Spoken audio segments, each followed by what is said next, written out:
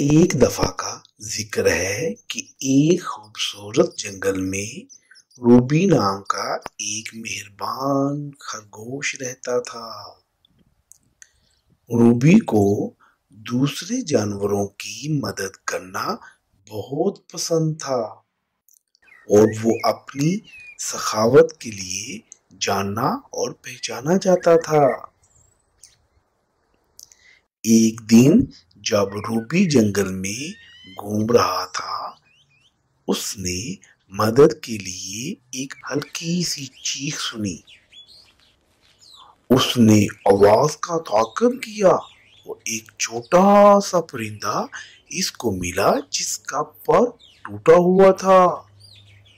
بغیر کسی ہچکچاہٹ کے روبی چڑیا کو اپنے بل پر لے گیا اور اس کی دیکھ بھال کرتا رہا جب تک کہ اس کا بازو ٹھیک نہ ہو جائے۔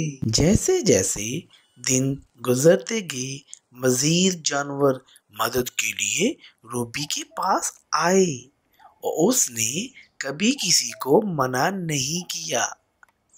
اس نے گلہریوں کو کھانا تلاش کرنے میں ان کی مدد کی، کھوئی ہوئی تتلیوں کو ان کے خاندانوں تک واپس پہنچایا اور یہاں تک کہ چھوٹے جانوروں کو پریشان کرنے والے گنڈوں کے خلاف بھی ان کا ساتھ دیا۔ جلد ہی جنگل کے تمام جانور روبی کو اپنا محافظ اور دوست کے طور پر دیکھنے اور جاننے لگے۔